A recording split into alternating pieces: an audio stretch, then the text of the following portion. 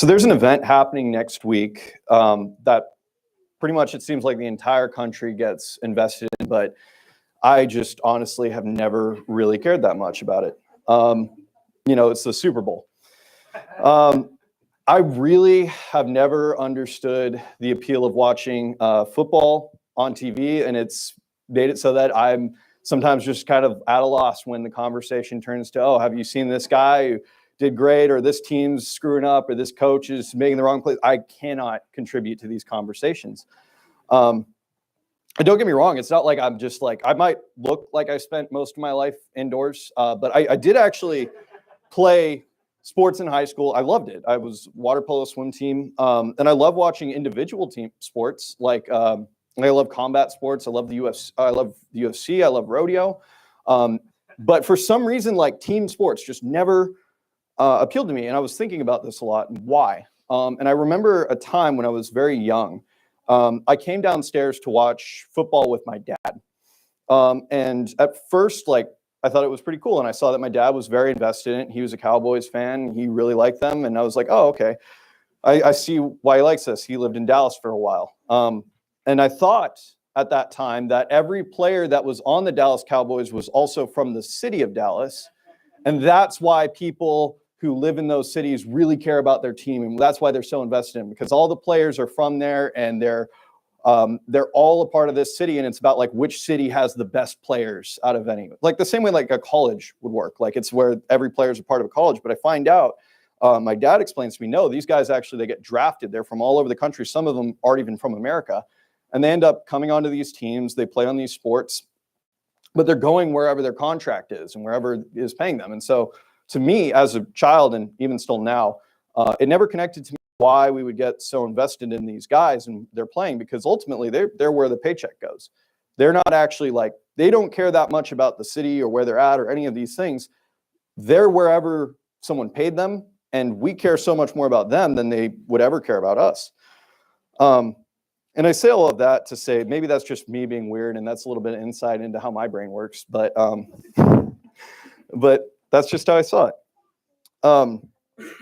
And for the most part, like people around here, like in this church, I haven't seen anyone with a very unhealthy love for it, but you can see that very often where sports consume people's lives. Like sometimes people get into like sports betting, or more recently, like fantasy teams. I've seen plenty of soldiers where it's like, they're so invested. Everything is about like this league going on and their team winning. They're throwing money into it. They're freaking out if their team fails, if their fantasy group loses. And that's where it starts to move into an unhealthy obsession with this, especially if like these things end up, if you're a Christian and these things start to get in the way of church. If you're someone who's like, you know what, Sunday, I'd love to go to church, but that's Sunday night football. Like I can't, I got to be ready for it. I got to practice for that. Or I got to get ready for that. Like, it's like it's not where you should be going with it. And just understand that again, like for all the cheering, all the investment, all the care in these things, fighting with people about which team's best, teasing people if they like the wrong team, it doesn't change the outcome of the game at all. Like you can love a team, you can wear their jersey, like it's not going to make anyone play better or score any more points. It ultimately, sports, it's fun, it's enjoyable, but it is just a distraction, and it needs to stay as that, a distraction. It's something that we spend a little bit of time on and we can enjoy, and it can give us a little bit of pleasure, but we cannot invest it. We cannot make it something that where this thing starts to control our lives, especially if we end up in these things where it's like, I'm obsessed with this thing, I'm missing things for it, all of that. In Matthew 6:24, it says that no one can serve two masters, for either he will hate the one and love the other, or else he will be loyal to the one and despise the other. You cannot serve God and mammon. And now that verse, I would actually say, doesn't apply quite as much to sports fans as it can. And certainly like in Europe, where you have like football hooligans that'll like start fights in the streets over this. Yeah, those people definitely need to understand that like they cannot have their sports team be their master. But where we see this a lot more is in a very different team sport that is also happening this year. And what I mean by that is the sport that is politics. How many people in this country, like you just meet them where they have everything invested into this political party, this team that they feel like they're a part of, where their membership is, where they would say they would cast aside family members for being on one side or the other, where they would turn it into huge divisions and fights over this thing. It's very, very, very common that people would do this. And what are they doing? They're putting all their investment and all of their time into whatever their political team is. And we can often end up looking to these parties for our salvation, where it's like, this team, if we could just get my guys in office for another 4 years, we're going to fix everything. It's all going to be different. We're going to have massive changes. World's going to be right.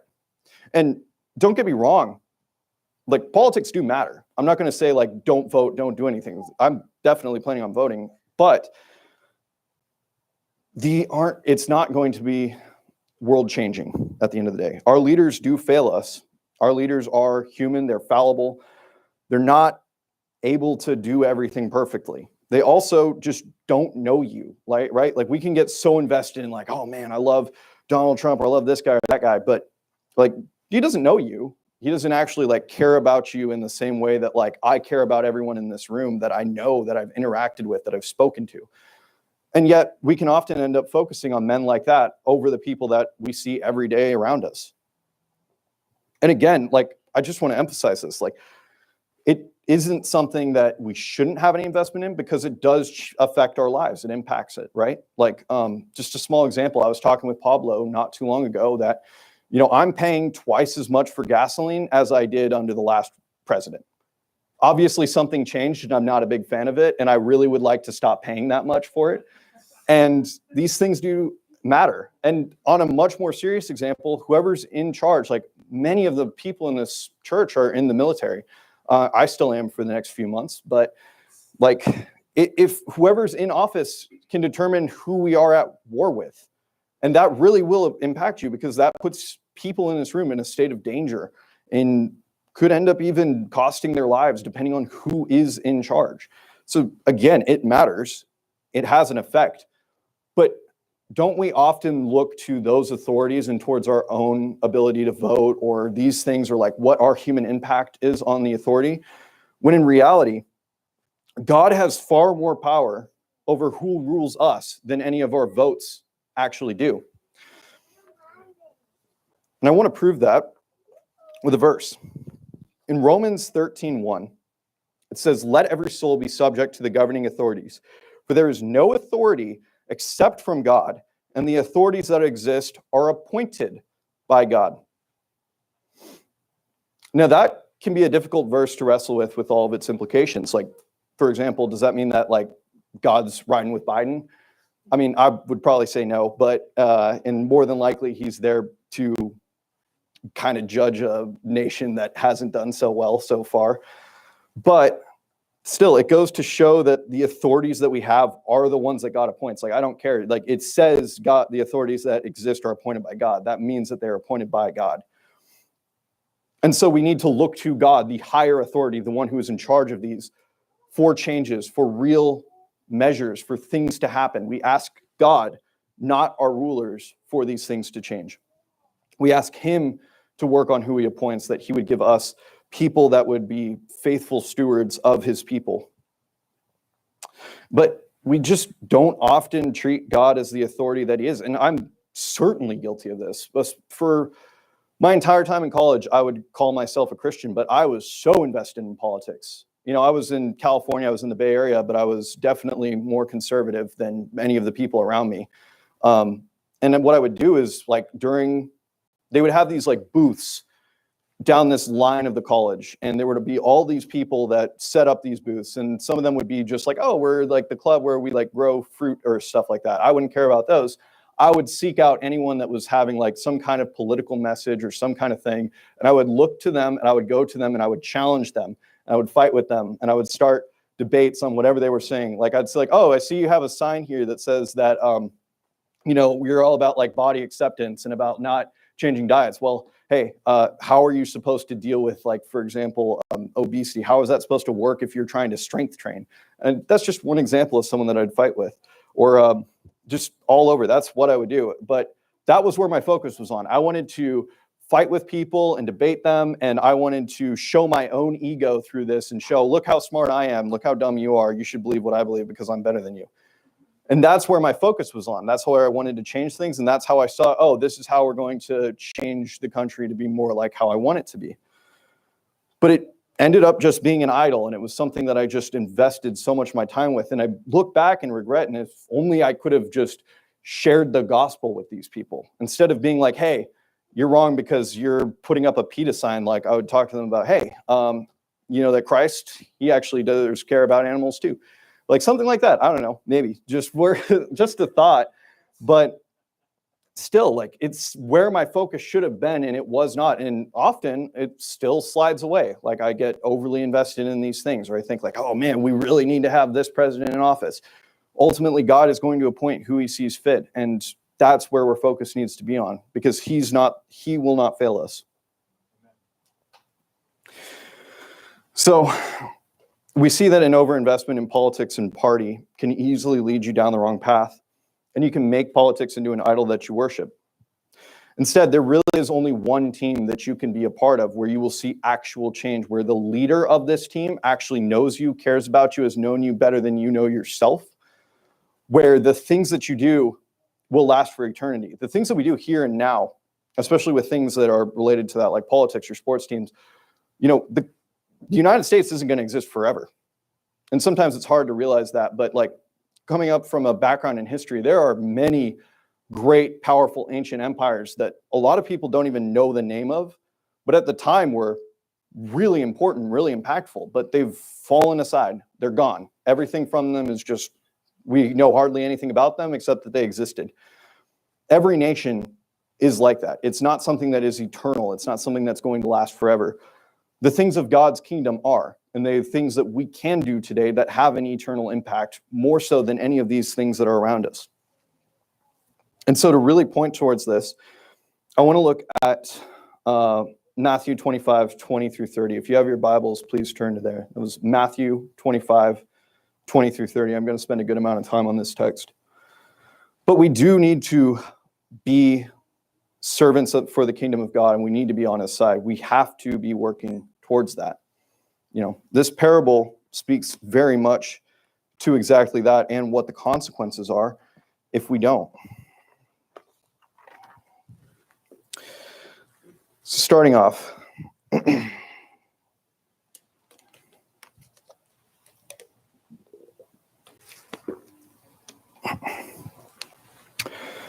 so Matthew 25, verse 20. The man who had received 5 talents approached, presented 5 more talents, and said, Master, you gave me 5 talents. See, I've earned 5 more talents. Just to summarize the last bit, it's a Lord. He gives talents to his servants. The servants get them. They invest them. 2 of them make money with it. 1 of them buries it in a hole. That's the background. So, verse 21, his master said to him, well done, good and faithful servant. You were faithful over a few things. I will put you in charge of many things. Share your master's joy. The man with 2 talents also approached. He said, Master, you gave me 2 talents. See, I've earned 2 more talents. His master said to him, well done, good and faithful servant. You were faithful over a few things. I will put you in charge of many things. Share your master's joy. The man who had received 1 talent also approached and said, Master, I know you. You're a harsh man, reaping where you haven't sown and gathering where you haven't scattered seed.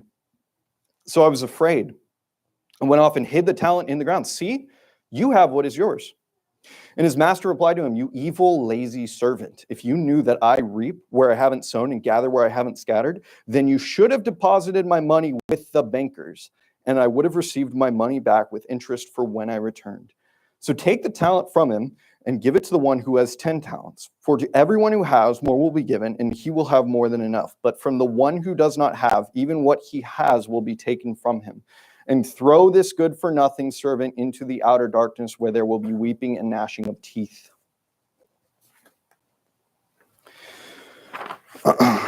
So that's a really important part here that I think a lot of people overlook on this. And it's the parable is about servants, right? And they're servants to the Lord, and the Lord here is God. That means that every single person in this parable was a professing Christian.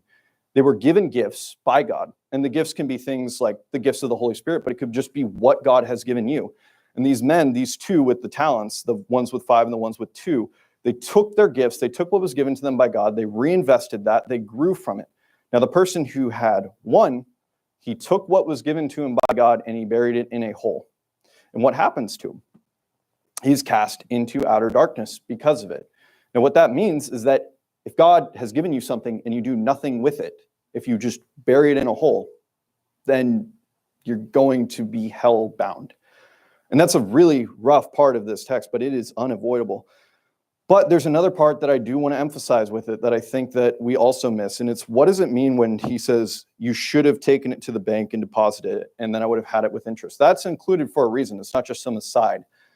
So think about it this way. If you're given gifts by God, right? And if you're around, what is a bank? A bank in this case is what holds all the other gifts. It holds the money. Money in this case is what you're being given by God. If you take the money, you put it in with the bank, what are you doing? You're putting in your money in where other money is. What it's saying is that if you are a part of a church, if you're intermingling with other people, if you're sharing with this, you might not be growing a crazy amount, but you're making a little bit of interest. And so I want to say that if you're a part of a church body, if you're interacting with people, if you're doing these things, at a minimum, you meet that standard. You're at least growing with a little bit of interest.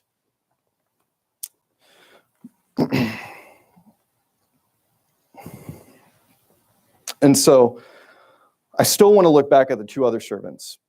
So they were faithful over a few things, right? God gave them a few things. And then what did they do? They invested it. They grew it. What does that look like? It looks like doing things like whatever talents, whatever things that God has given you, you're using them for the kingdom and you're growing it. You're making things happen that will have eternal impacts. You're bringing people towards God. You're outreaching. You're doing these things. If you're doing that, then you're investing your money. You're taking what God has given you. You're growing it, and you're making something out of it. And what happens when you do that? You're rewarded. You know, he says that you've been faithful over a little, so I will make you a ruler over many. Like, the reward that will come from investing in God's kingdom now is going to be unimaginably great. Like, we're so focused on these things here and now and these different things that we see and like, or how the nation is going to go. We're talking about rulers of an eternal kingdom is the reward for actually investing in the kingdom here and now and doing the things towards God's kingdom. Rulers in his kingdom, people in charge. Like in other verses, it says like he will appoint you to judge the angels. Like, we're talking about really major, serious things that happen if you work a part of God's kingdom, that you receive great, unimaginable rewards from doing so later on. We see something very similar to this as well in 1 Corinthians 3:9-15. It speaks a little bit more about what happens as far as rewards go and what we see occur. So in 1 Corinthians 3:9-15, for we are God's co-workers. You are God's field, God's building. According to God's grace that was given to me, I have laid a foundation as a skilled master builder, and another builds on it. But each one is to be careful how he builds on it, for no one can lay any other foundation than what has been laid down. The foundation is Jesus Christ. If anyone builds on the foundation with gold, silver, costly stones, wood, hay, or straw, each one's work will become obvious, for the day will disclose it, because it will be revealed by fire. The fire will test the quality of each one's work. If anyone's work that he has built survives, he will receive a reward. If anyone's work is burned up, he will experience loss, but he himself will be saved, but only as through fire. So what does that mean? It means we're talking about foundations, right? There's a church, there's Christians, there's these things. We're a part of the legacy of something that's been happening for 2,000 years, even before that, if we count all the time for Moses and all of that. And we build upon this thing that has been ongoing forever since, again, time began. And we're working towards that and we're building on it. And when it says we have a foundation that is tested by fire, it's whether or not these things are lasting. So if you can do things now that have real impact, that change, for example, like you bring someone into church and that person is saved, and then that person has children, and those children are saved. You've just created a legacy that goes back further. If you think about it, My family for probably over 1,000 years has been Christian. And if you trace us back, at one point, we were Vikings. Somebody went to that man with his horns on his ship and a big axe, and he said, hey, have you heard about Jesus? And then that person said, oh, wow, you know what? I'm going to give up all of this stuff and this paganism, and I'm going to follow after the real and true God. And so I can't speak for every single one of my ancestors, whether or not they have or have not been fully Christian, have they been fully committed. At a minimum, they have at least called themselves Christian for 1,000 years. Whoever did that, whoever got my first ancestor towards Christ, he's someone who built a lasting foundation, right?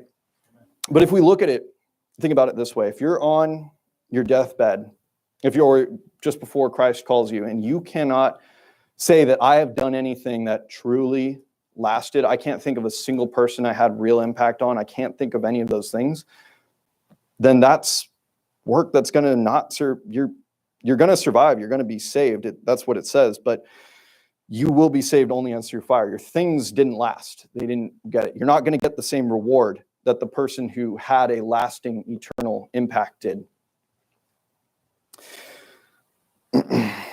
And so I wanted to say all of that, and I know it's a very heavy topic, but in about a week from now, church service is going to be changed so that way we can go towards the Super Bowl. And I think that's a great thing.